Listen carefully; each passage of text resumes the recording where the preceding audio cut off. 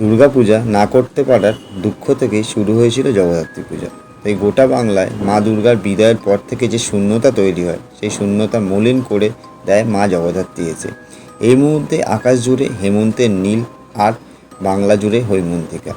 শিশিরে ভেজা বাংলা জুড়ে হবে ধৈর্যের দেবী, সহিষ্ণুতার প্রতীক মা জগদ্ধাত্রীর আরাধনা। তাই জগদ্ধাত্রী পূজা নামটা শুনলেই মনে পড়ে যায় কৃষ্ণনগরের বুড়িমা, চাউলপট্টির আদিমা, চন্দননগরের তেমাথার রানীমা, কৃষ্ণনগরের মালোপাড়ার মা জলেশ্বরী।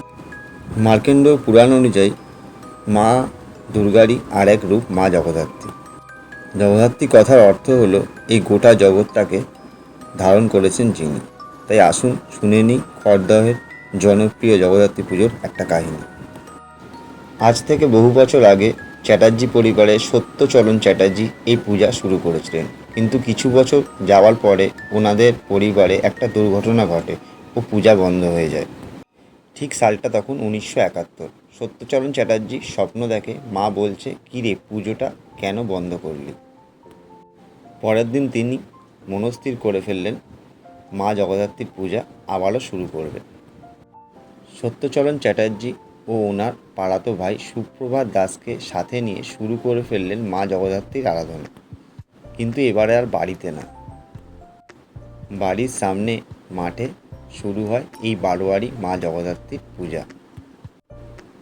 প্রথম বছর পুজো হয় একদিনের, 1972 সাল থেকে পুজো হয় 3 দিনের, আর বর্তমানে দাঁড়িয়ে সেই পুজো হয় 5 দিনের। দীর্ঘ 53 বছর পার করে 54 বর্ষে পড়েছে এই পুজো। একের পর এক প্রজন্ম ধরে হয়ে চলে এসছে দেবীর আরাধনা। দুজন ব্যক্তি থেকে শুরু করে আজ পুজোর সদস্য সংখ্যা 200 জন। এই পূজার মূল আকর্ষণ মায়ের প্রতিমা, যেন মা স্বয়ং বিরাজমান। সামনে জ্বলজ্বল করছে মায়ের চোখ মুখ। সে এক অপরূপ সৌন্দর্য যা মন ভরিয়ে দেবে আপনার। মাকে সাজানো হয় নানান রকম অলঙ্কারে, যার বেশিরভাগই দান করেছেন মায়ের ভক্তরা তাদের প্রার্থনা পূর্ণ হওয়ার জন্য। মহানবমীর রাতে আরতির সময় মণ্ডপে উপস্থিত থাকলে আপনি মন ভরে যাবে আরতি দেখে ও মায়ের রূপে। আর তার সাথে আপনি পৌঁছে দিতে পারবেন আপনার প্রার্থনা মায়ের কাছে। মা কৃপা করলে হয়তো আপনার প্রার্থনা পূর্ণতা পাবে। হ্যাঁ, এবার বলি আমি কোন পুজোর কথা বলছি। সেটা হলো খড়দহ থানা রোড ইয়ং ইউনিট পরিচালিত মা জগদ্ধাত্রী পূজা। দীর্ঘ 54 বছর ধরে মা জগদ্ধাত্রী পূজার আরাধনা চালিয়ে আসছে খড়দহ থানা রোড ইয়ং ইউনিট পূজা কমিটি। 54 বছরে পাল্টেছে অনেক কিছুই। 3 দিন থেকে পুজো হয়েছে আজ 5 দিনের।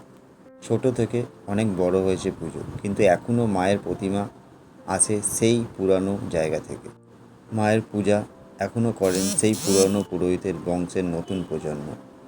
প্রতি বছর নবমীর রাতে 1600 থেকে 1700 মানুষের প্রসাদ গ্রহণ করার ব্যবস্থা করে পূজা কমিটি। সবটাই হয় মায়ের আশীর্বাদ ও মায়ের ভক্তের দেওয়া দানে। বড় বড় থিম তো অনেক দেখেছেন, চলে আসুন না একবার খড়দহে থানা রোডের ইয়ং ইউনিট পরিচালিত পূজা মণ্ডপে সাবেকি পুজোর দেখতে।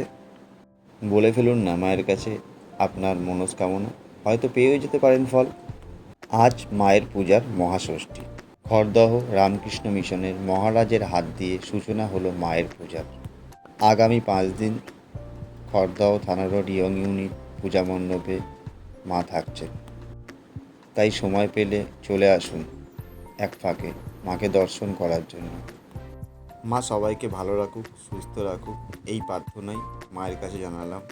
এই বলেই আমি আমার ভিডিওটা শেষ করলাম। শুধু একটাই অনুরোধ, আমার ভিডিওটা ভালো লেগে থাকলে অবশ্যই কমেন্ট শেয়ার করবেন, শেয়ার করে পৌঁছে দেবেন অনেক মানুষের কাছে, যাতে সবাই জানতে পারে 54 বছর ধরে নিজেদের ঐতিহ্য বহন করে চলেছে খড়দহ থানা রোডের ইয়ং ইউনিট পূজা কমিটি।